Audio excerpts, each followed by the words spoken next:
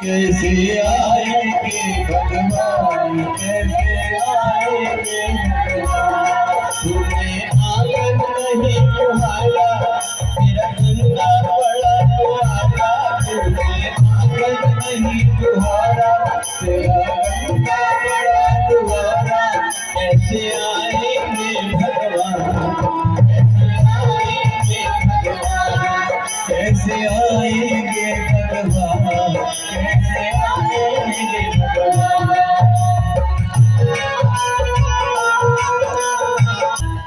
सात दिन में आप यहाँ राम कथा सुन करके अपने आप को पवित्र तो बना लें, पर ये पवित्रता तभी बनी रहेगी जैसे अपने घर में रोज झाड़ू लगाते हैं अपन, तो कचरा नहीं रहता। ऐसे ही रामचरितमानस की कम से कम एक दो चौपाई अगर ज्यादा ना पढ़ सके, और आपके पास मोबाइल है तो आपको पता है कि सुबह रोज रामचरितमानस रेडियो में आते, अपना काम करते रहे और रामचरितमानस की चौपाइयां पढ़ते थे। पहले पता है हमारे पूर्वज जब घर बनाते थे तो सबसे पहले घर के पहले दरवाजे में आला जो बनाते थे अरिया, उसमें रामचरितमानस रखते।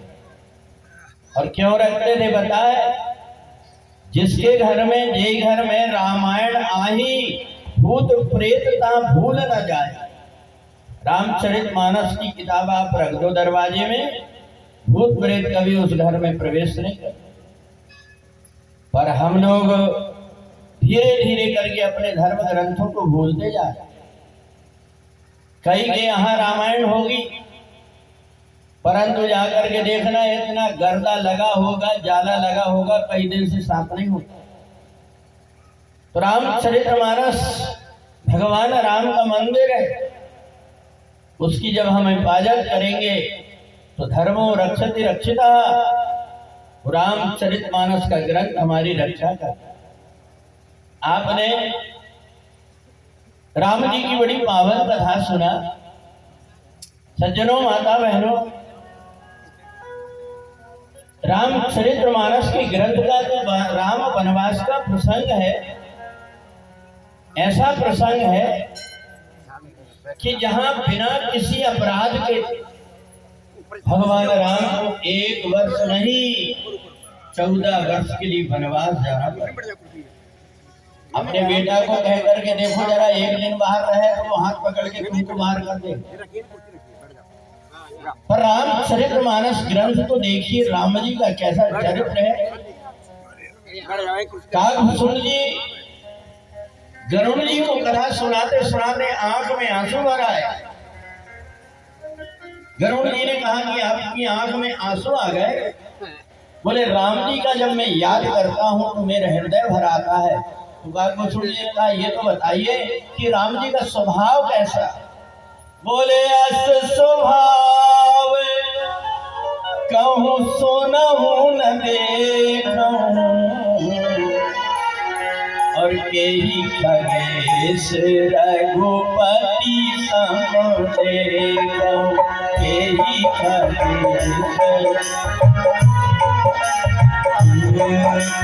अस स्वभाव कहूँ सुनहु न देखूं, स्वभाव सुनहु न देखूं, के ही खगेश रघुपति सम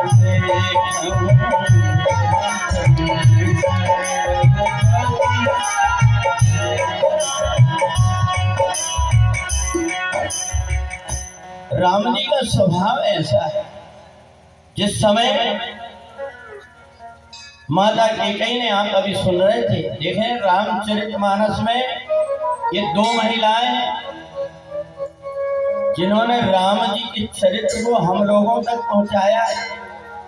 राम जी तो राजा बन करके अयोध्या में ही रह जाते, अपने को पता नहीं लगता कि राम कौन। पर ये 2 माताएं, एक है कैकेयी जिसने राज दरबार से राम जी को लेकर के हमारे और आपके बीच में पहुंचाया। जिस समय माता कैकेयी ने महाराज दशरथ से वरदान मांग लिया। 2 वरदान कौन कौन से थे पता है? सोनाहु प्राण प्रिय भावत जी का, देहु बेग भर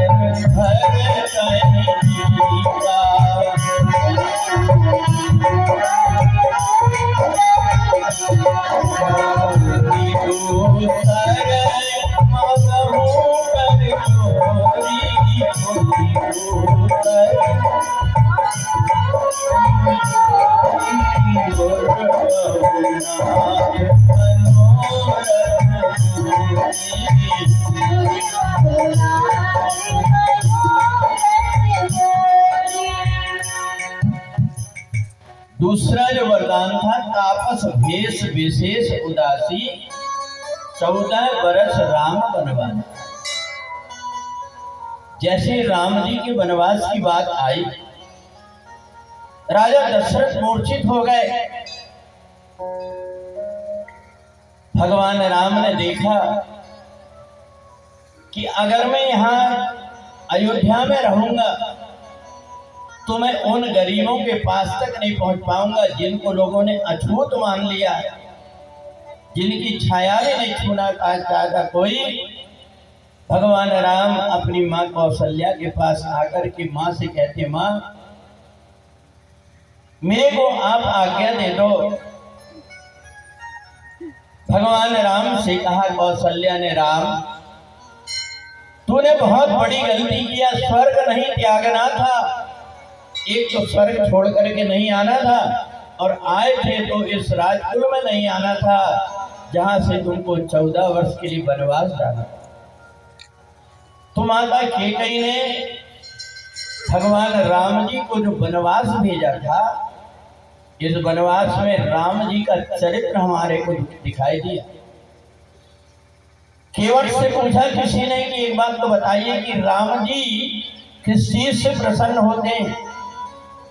तो केवट ने कहा, राम जी को प्रसन्न करने का एक ही उपाय है, और वो है कि राम ही केवल प्रेम प्यारा, राम ही केवल प्रेम प्यारा, राम ही केवल प्रेम प्यारा, राम ही केवल प्रेम प्यारा।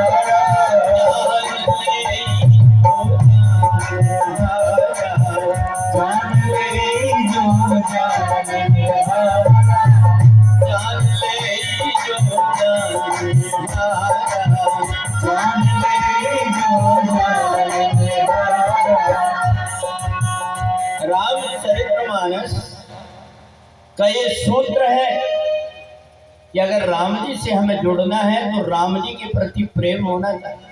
और एक बात और, प्रवचित रहत न चूक किएगी। भगवान के मन में भक्तों के अपराध की गलती करते उसकी चूक नहीं रहती।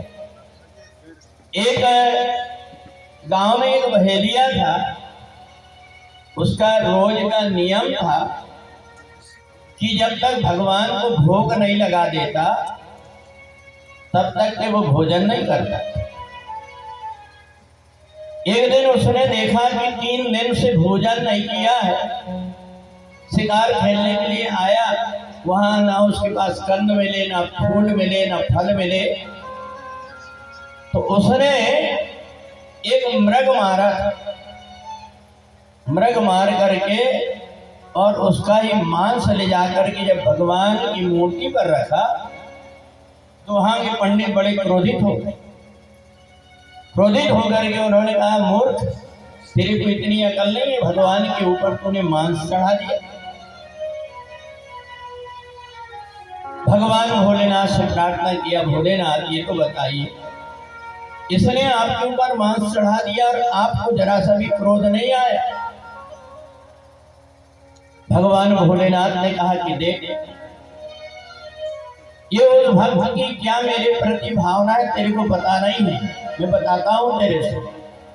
कहा कि कल तुम आना, जब वो भक्त दूसरे दिन भोलेनाथ के साथ में आया तो भगवान भोलेनाथ उस पंडित को लेकर के और छिप करके एक पेड़ के नीचे और देखने लगे कि वो जब आया और भगवान को भोग लगाने के लिए उसने देखा कि भगवान की एक आंख से खून की धार बह रही। तो भक्त ने सोचा कि मेरे भगवान को लगता कुछ हो गया, परंतु जब उसने देखा कि खून की धार टपक रही है, उसने सोचा कि एक काम करता हूं, इनकी आंख निकाल करके मेरी एक आंख लेकर के भगवान की मूर्ति में लगा दिया। उसने अपने बाण से लिया और एक आंख निकाल करके लेकर के भगवान भोलेनाथ को लगा। भगवान भोलेनाथ ने कहा पंडित जी से कि देखो, तुम तो रोज फूल चढ़ाते हो, परंतु इस भक्त ने मेरी आंख में आंसू देख करके अपनी आंख निकाल करके चढ़ा दिया। तो ये बताओ कि इसको खाने के लिए कुछ नहीं मिल रहा था और इसका नियम था कि बिना भोग लगाए खाता नहीं था, भूखा था, इसलिए उसने ला करके चढ़ा दिया। तो मेरे मन के अंदर कोई प्रकार का भेद नहीं है, मैं तो केवल भक्तों की भावना के अनुसार कार्य करता हूँ। तो भगवान का एक नियम होता है कि भगवान को केवल राम जी को प्रेम ही प्यारा है। अभी मैंने आपको बताया कि दो महिला हैं, एक महिला कैकेयी है जिसने राम जी को अयोध्या से निकाला, और दूसरी की चर्चा अभी अभी पूजा किशोरी जी कर रही थी। वो क्या कौन है पता है? श्रीमती शूर्पणखा जी। और शूर्पणखा किसको कहते हैं पता है? तो जिसके सूपा के बराबर नाखून थे उसको शूर्पणखा बोलते। शूर्पणखा रावण की बहन तो थी, पर उसका विचार देख लो कितना अच्छा था। राम जी को जैसे देखा, राम जी को आकर के कहा कि राघव, मैं तुम्हारे साथ में विवाह करना चाहती हूँ। राम जी ने कहा कि तुमने जन्म कुंडली मिलाई? बोले हाँ। अरे तुम सम पुरुष ना मौसम नारी, तुम सम पुरुष ना मौसम पुरुष ना मौसम नारी, सम पुरुष ना मौसम नारी, यह संयोग विधि रचाई, यह संयोग विधि रचाई, यह संयोग विधि रचाई, यह संयोग विधि रचाई। सिया राम जय जय सिया राम, सिया राम जय जय सिया राम, जय सिया राम जय जय सिया राम। देखो,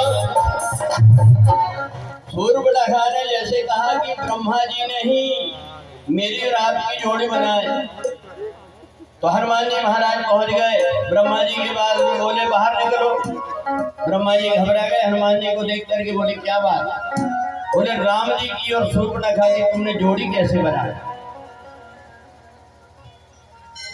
तो ब्रह्मा जी ने कहा देखो,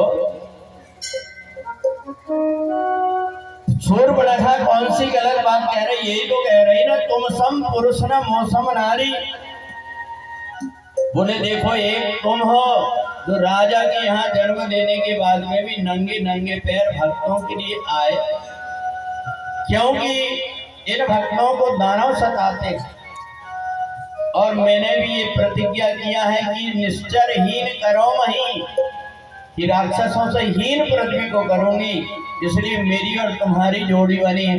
ब्रह्मा जी ने हनुमान जी से कहा इसलिए जोड़ी बनी है कि भगवान राम का भी अवतार राक्षसों को मारने के लिए हुआ है, और शूर्पणखा ने भी प्रतिज्ञा किया है कि मैं राक्षसों का विनाश करूंगी। ब्रह्मा जी ने कहा सुनो, ये तो मैंने तुम्हें ऊपरी बात बताई, एक अंदर की बात बता देता। क्या बताओ? बोले जो शूर्पणखा है, ये शूर्पणखा पहले जन्म में वासुकी नाग की पत्नी थी। एक समय वासुकी नाग ने मन में विचार किया कि बड़ा पावन महीना चल रहा है, पुरुषोत्तम मास है, इसलिए एक काम करता हूँ कि मैं बैठ करके तपस्या करता हूँ। तो जंगल में जाकर के और वासुकी नाग भगवान की तपस्या करने लगे। तेरा पल पल बीता जाए, मुख से भज ले नमः शिवाय। तेरा बीता जाए, नमः शिवाय। तेरा पल पल बीता जाए, नमः शिवाय। तेरा पल पल बीता जाए, मुख से भज ले नमः शिवाय। मुख से जप ले नमः शिवाय। मुख से जप ले नमः शिवाय। मुख से जप ले नमः शिवाय। मुख से जप ले नमः शिवाय। ओम नमः शिवाय। ओम नमः शिवाय। ओम नमः शिवाय।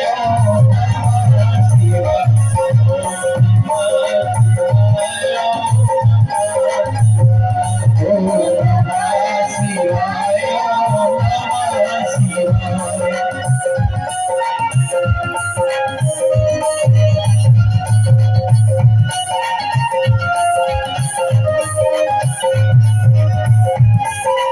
अब इधर वासुकी भगवान शिव का भजन कर रहे थे, उधर जो पत्नी थी उनकी पत्नी ने देखा कि कितनी सुंदर सुंदर ठंडी ठंडी हवा चल रही है।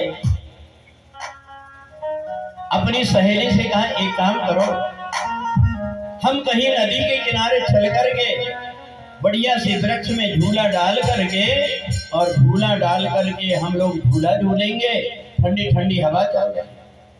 अब वासुकी नाग की पत्नी अपनी सहेलियों को लेकर के जब गई और नदी के किनारे जाकर के बढ़िया सा झूला डाल करके झूला डाल रही थी, उतने में उन्होंने देखा एक धमना सांप जो इच्छाधारी रूप धारण कर लेता था, एक राजकुमार का रूप धारण करके जब वहां पर आया तो जैसे ही उसने देखा, वासुकी नाग की पत्नी ने तुरंत झूला से कूद कर अलग हो गई। कहा सखी, इस राजकुमार को देख करके मेरे मन के अंदर हिलोरे उठ रहे। अरे झूला पैरो है अमवा की डाली पैरी, अमवा की डाली पैरी, झूला पैरो है अमवा की डाली पैरी, झूला पैरो है अमवा की डाली पैरी।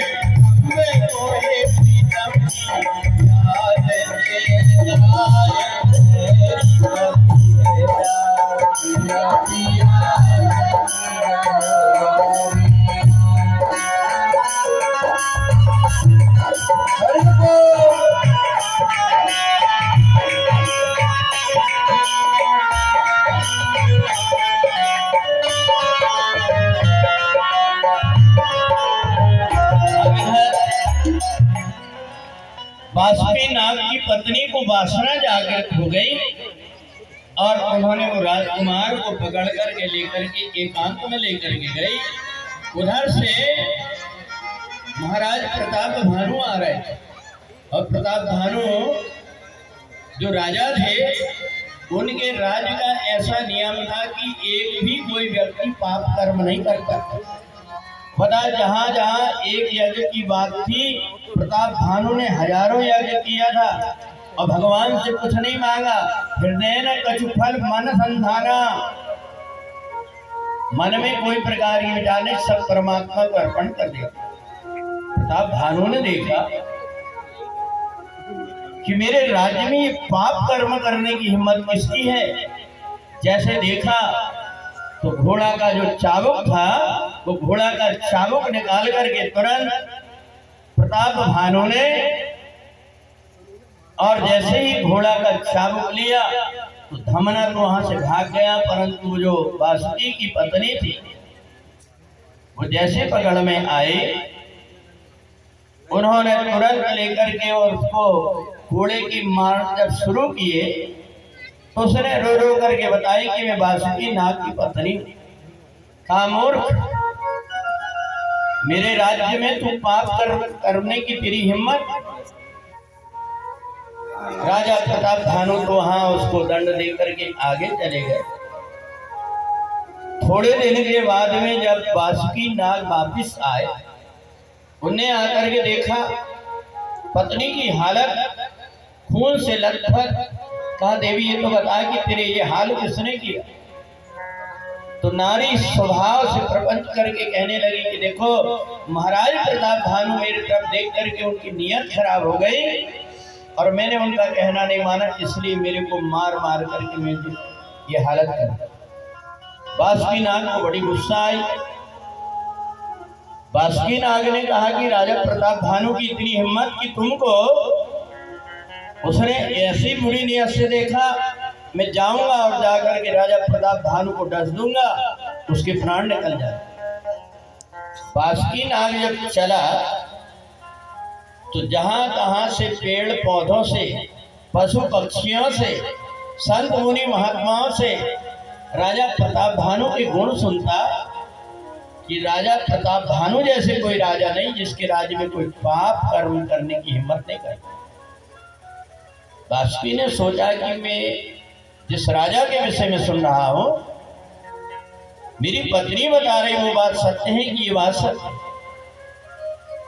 खुद लौट करके आया, उसने कहा पत्नी से देख मैं जा तो रहा हूं राजा प्रताप भानु के पास में, अगर प्रताप भानु की गलती होगी तो डस दूंगा, उसके प्राण निकल जाएंगे, पर अगर तेरी गलती रही तो लौट करके आकर के तेरे नाक और कान को काटूंगा। अब इधर वासुकी जब गए तो प्रताप भानु के पास में पहुंचे तो छोटा सा बालक का रूप बना लिए, और बालक का रूप बना करके जैसे पहुंचे तो प्रताप भानु देख करके पहचान गया ये तो नागदेव है। तुरंत बुलाया, बोले कैसे आए। तो कहा महाराज आप तो समझ गए होंगे। प्रताप भानु ने सारी कथा सुनाया कि मैं आ रहा था, तुम तपस्या में थे, तुम्हारी पत्नी को मैंने ऐसे ऐसे देखा। वासुकी ने कहा कि सचमुच में मैं सबसे सुन रहा था, विश्वास नहीं हो रहा, पर पत्नी की बात में लग करके मैं आ गया। अब इधर पत्नी ने सोची कि महाराज प्रताप भानु तो सत्यवादी है, मेरे पति को सारी बात पता लग जाएगी, अब मेरे नाक और कान काट डालेंगे, इसलिए काम करती हूँ कि वो नागिन ने अपना सिर पटक पटक करके अपने प्राण दिए। जब प्राण दे दिए बाद नाग जब वापस आया, उसने आकर के देखा कि ये तो मर गई। वही नागिन जो मरी थी वो जाकर के बनी शूर्पणखा, और वही नाग जाकर के बने थे लक्ष्मण। इस जन्म में तो नाक और कान नहीं काट पाए, पर उस जन्म में जाकर के नाक और कान दोनों काट लिए। सीताराम सीताराम कहना चाहिए, और जैसे रखे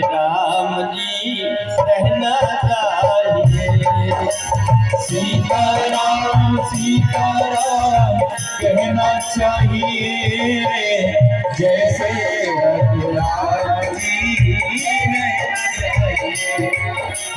सीताराम सीताराम कहना चाहिए, सीताराम सीताराम कहना चाहिए जैसे रघुराम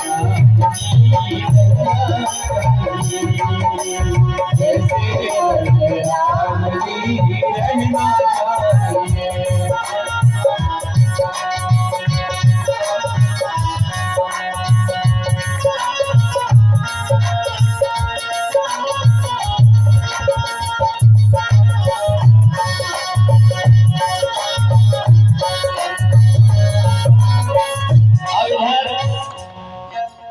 लक्ष्मण जी ने शूर्पणखा के नाक कान क्यों काटे, आपको समझ में आ गया होगा।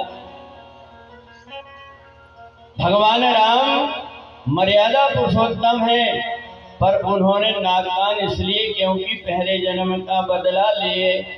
तो ब्रह्मा जी ने कहा, शूर्पणखा ठीक कह रही कि तुम सम पुरुष मौसम नारी, तुम सम पुरुष मौसम नारी, यह संयोग विधि रचा विचारी, यह संयोग विधि रचा विचारी। अच्छा देखो, राम जी की लीला यही समाप्त हो जाती है अगर शूर्पणखा की नाक नहीं कटती तो। शूर्पणखा की नाक नहीं कटती तो सीता जी का हरण नहीं होता, और सीता जी का हरण नहीं होता तो राम जी वनवास पूरा करके वापस चले जाते।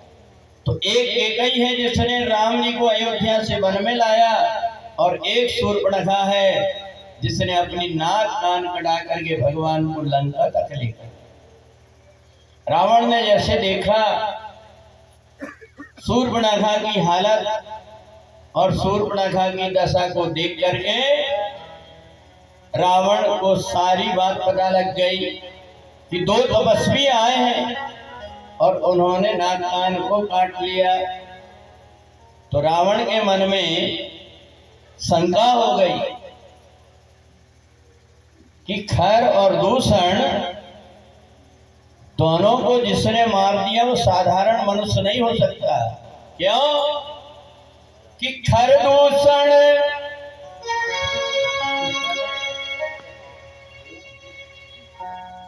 अरे खर दूषण मौसम बलवंता,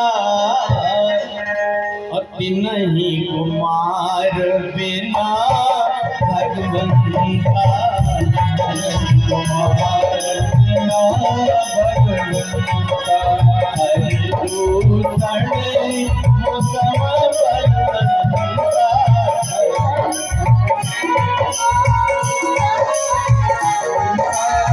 नहीं कुमार बिना भगवंता।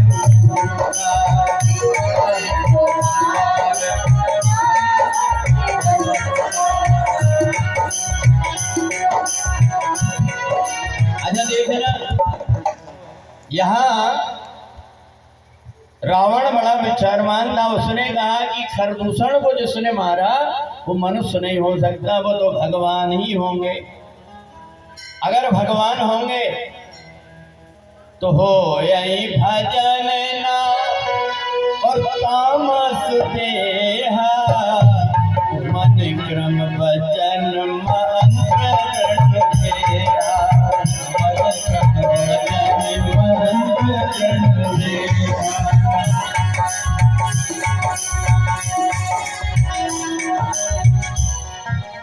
रावण कितना चालाक था। रावण ने सोचा मेरे से भजन तो नहीं हो पाएगा, भगवान को अगर प्राप्त करना है तो भगवान को प्रेम से अगर नहीं पा सकते तो कोई बैर भी कर लेता है तो भी परमात्मा को ही प्राप्त हो जाता है। रावण ने सोचा कि मैं उनकी पत्नी का हरण करके ले आऊंगा, अगर मैं भजन करूंगा तो मरूंगा तो मेरे को अकेले को मोक्ष मिलेगा, परंतु अगर मैं बैर करूंगा और युद्ध हो गया तो मेरा पूरा परिवार मारा जाएगा राम के हाथ से, तो सबकी मुक्ति हो जाएगी। इसलिए रावण ने मारीच के पास पहुंच करके और मारीच से कहा, मामा जी तुम एक काम करो, तुम मृग का रूप धारण कर लो। तो राक्षसों को तो मायावी विद्या आती थी। मारीच ने तुरंत हिरण का रूप धारण कर लिया और हिरण का रूप धारण करके जहां राम जी बैठे थे वहां पर चले गए। देखो माता, रामचरितमानस कहती है कि नारी का एक धर्म है, केवल एक ही धर्म एक व्रत नेमा, एक ही धर्म एक व्रत नेमा, गाय बचन मन पति प्रेमा।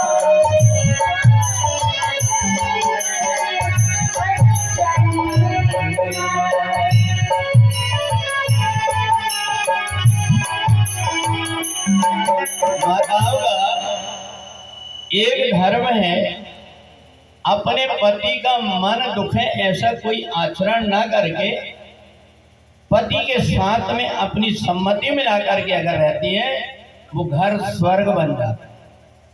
बोले एक ही धर्म एक व्रत नेमा, काय वचन मन पति पद प्रेम। अगर पति पत्नी के बीच में, दोनों के बीच में अगर सम्मति रही तो लक्ष्मी वहां निवास करती है, और यदि दोनों के बीच में मतभेद हुआ तो वहां कई प्रकार की विपत्ति आ जाती।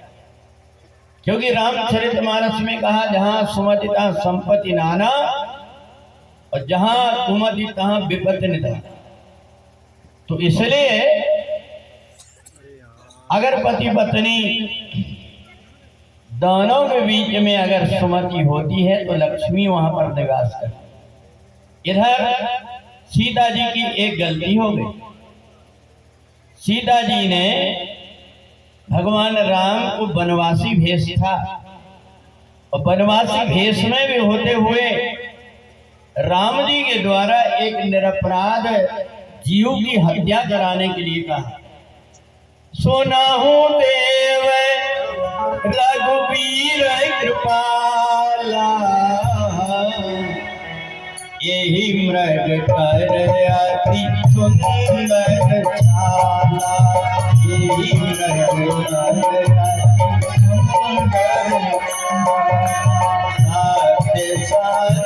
प्रभु कब पर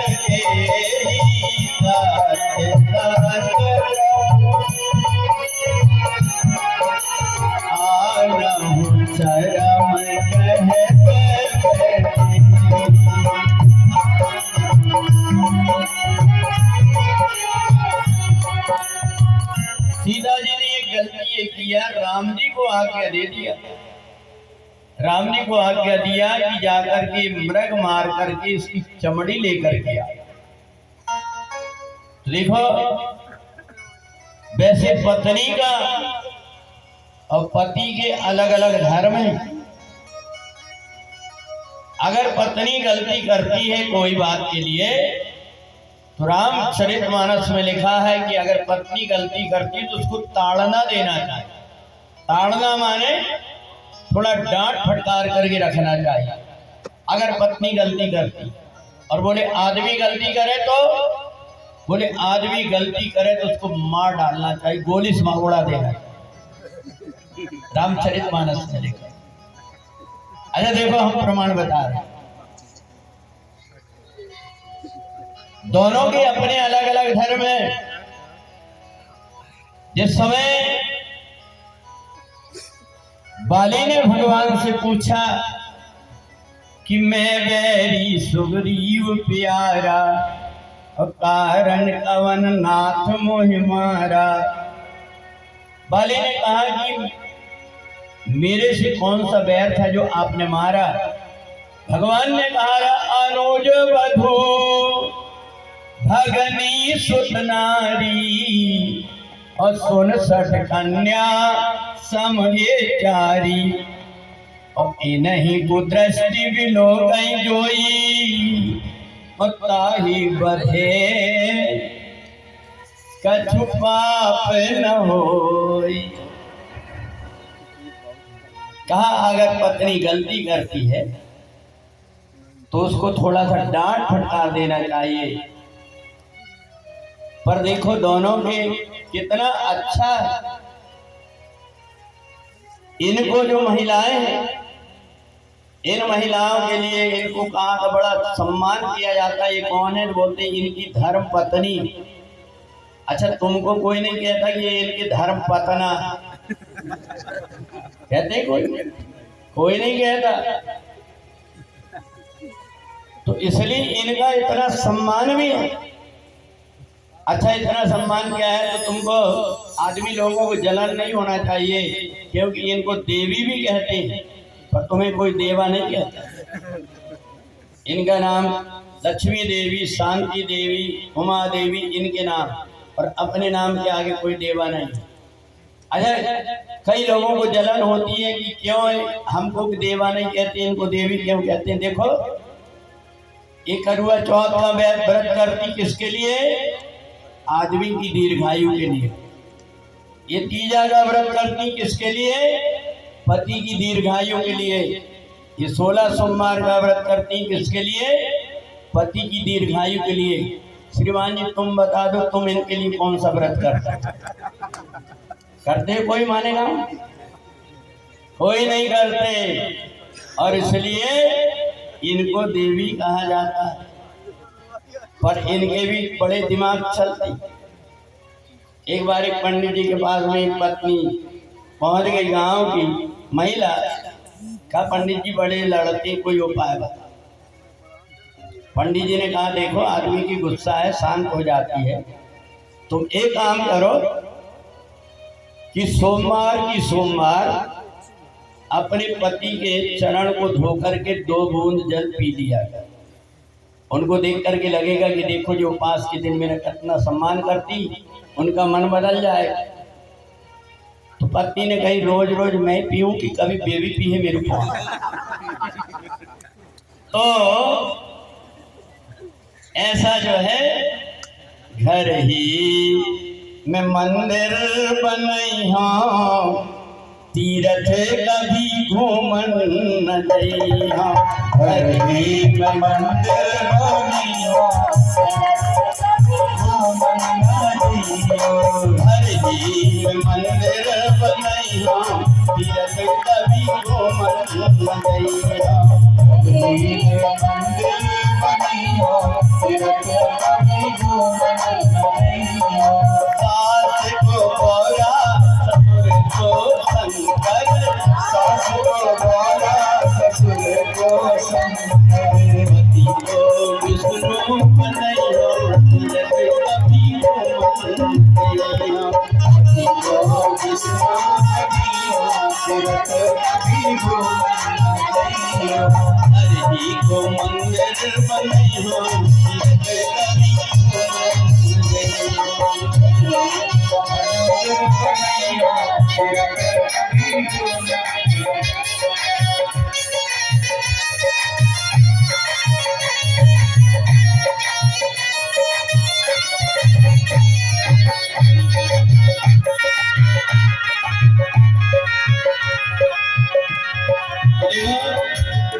सीता जी ने एक गलती किया था, अपने पति को आज्ञा दिया, सोना हूँ देव रघुवीर कृपाला, यही मृग करे अति सुंदर छाला।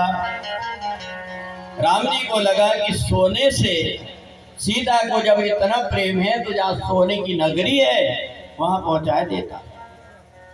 और रावण ने हरण करके ले गया सीता जी। पर देखना, जितने संत मुनि महात्मा थे वो सब हाय राम बड़ा गलत हो रहा है, बड़ा बुरा हो रहा है, यही कहते रहे, परंतु सीता जी की रक्षा करने कोई नहीं गए। दौड़ा तो कौन? एक मांस खाने वाला जटायु, गीध पक्षी दौड़ा। जिस समय सीता जी ने देखा ये दुष्ट रावण मेरा हरण करके ले जा रहा है, तो वही आकाश से आवाज लगाती है, हा जगबीर एक रघुराया, यही अपराध विसारे उठाया, यही अपराध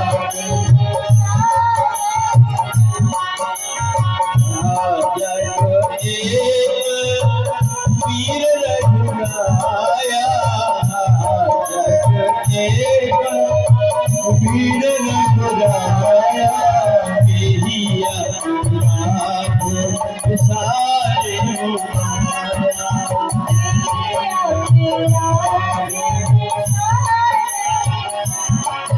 सीता रो रही है, तड़प रही है, चिल्ला रही, आवाज लगा रही कि मेरी कोई रक्षा करो।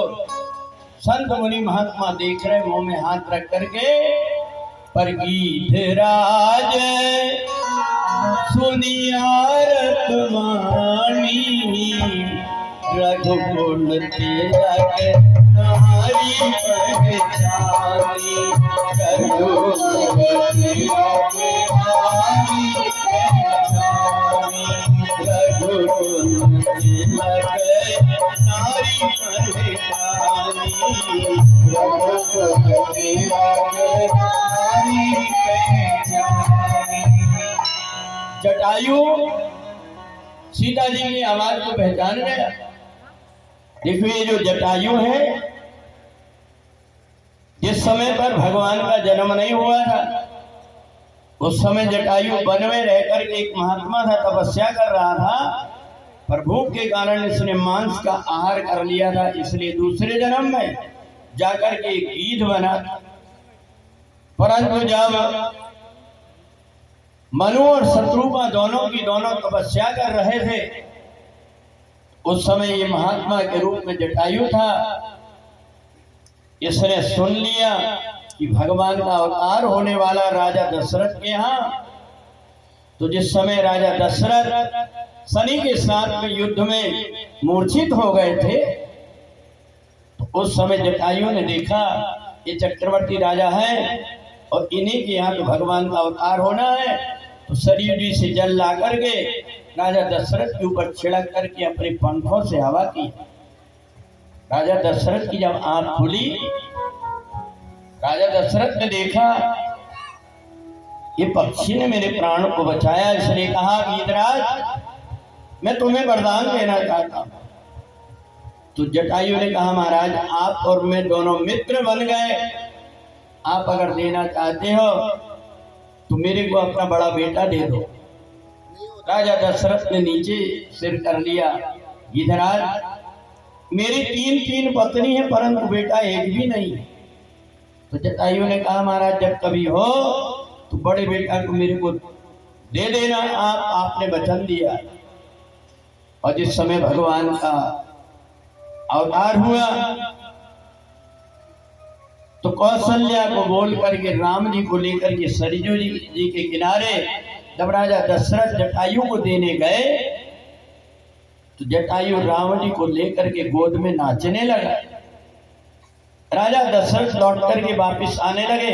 जटायु ने कहा महाराज ये मनुष्य का बालक है, हम पक्षी हैं पाल नहीं पाएंगे, पालोगे आप, परंतु एक बात याद रखना जब मेरा बेटा बड़ा हो तो उसको बता देना कि तेरा पिता वन में तेरी प्रतीक्षा कर रहा है, और जब मैं मरूं तो मेरा अंतिम संस्कार राम के द्वारा।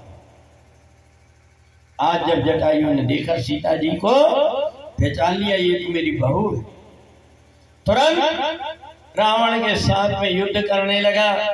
और जब रावण के साथ में युद्ध करने लगा तो रावण ने कहा यार जटायु तू बुढ़ापे में इतना बलवान है, तेरे अंदर इतनी शक्ति कहां से आई, एक बात बता, तेरे प्राण कहां। तो जटायु सत्यवादी था, पहले जन्म का महात्मा था, उसने कहा कि मेरे प्राण तो मेरे पंखों में। तो रावण ने तुरंत लिया तलवार और जटायु की दोनों पंख काटे सी पंख पराखग धरनी और सुमरी राम करी अद्भुत करनी सुमरी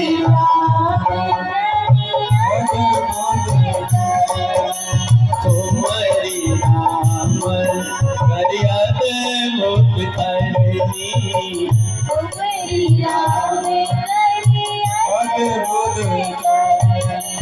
अब यहाँ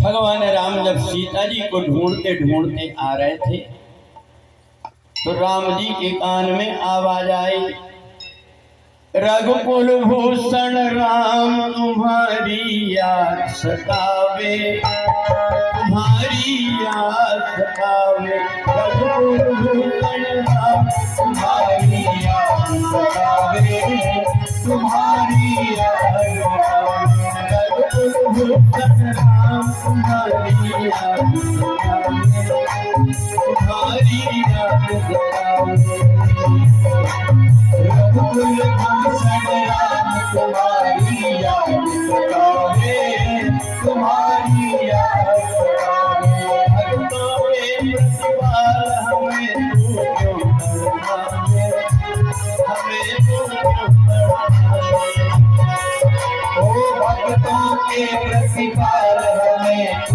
क्यों तड़पावे, हमें तू क्यों तड़पावे। अब इधर राम जी सीता जी को ढूंढते ढूंढते चले जा रहे थे। एक मृग है मधुकर श्रेणी तुम देखी सीता मृग श्रेणी, तुम देखी सीता मृग श्रेणी, तुम देखी सीता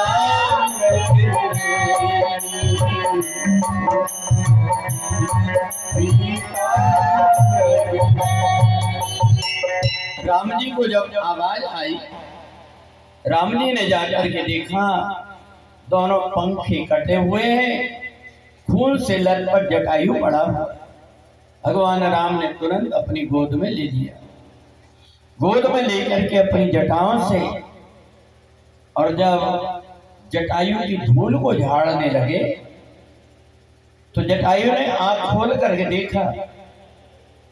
जैसे आंख खोल करके देखा मेरे वही राम हैं, पंखे कटने की परवाह नहीं है। अब तो राम जी को देख करके मुस्कुराने लगा राघव। एक बार मैं अपनी गोद में लेना चाहता हूँ। भगवान राम ने अपना सिर रख दिया गोद में। राम जी ने कहा था आपको मैं अभी जीवित कर दूं। जटायु ने कहा राघव एक बात बता बेटा, एक न एक दिन तो मेरे को मरना पड़ेगा ना, तो जब मरना पड़ेगा तो ऐसा जो मौका है तेरी गोद में मेरे प्राण निकलेंगे, ऐसा मौका नहीं मिल पाएगा, इसलिए मैं तो यही प्राण त्यागना चाहता हूं। और जटायु जब प्राण त्यागने लगे तो राम जी ने कहा पिताजी मेरी एक प्रार्थना है कि मेरे पिताजी का स्वर्गवास हो गया है राजा दशरथ का, आप भी स्वर्ग लोग जा रहे हैं, वहां जाकर के सीता हरण की बात मत कहना। मैं रावण को परिवार समेत नष्ट करूंगा, वो स्वयं जाकर के बताएगा कि राम से विरोध करने का ये फल हुआ कि रहा न कुल कोई रोवन हारा। तो इसलिए हाथ जोड़ करके उन्होंने प्रार्थना किए और भगवान की गोद में ही जटायु ने अपने प्राण को त्याग दिया। सीताराम सीताराम कहना चाहिए और जैसे रखे राम जी चाहिए। सीताराम सीताराम कहना चाहिए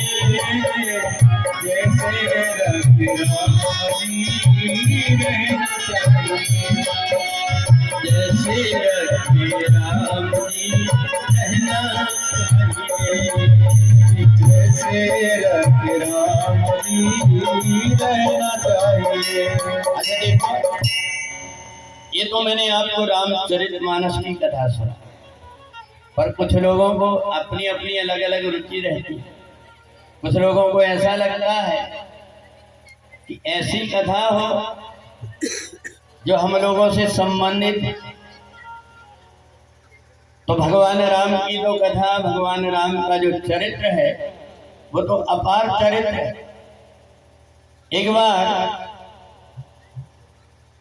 एक गांव में एक आदमी क्या करता था कि वो शराब का नशा किया करता। शराब का नशा जानते हो? तुम्हारे गांव में नहीं पीते होंगे, हमारे यहाँ छिंदवाड़ा।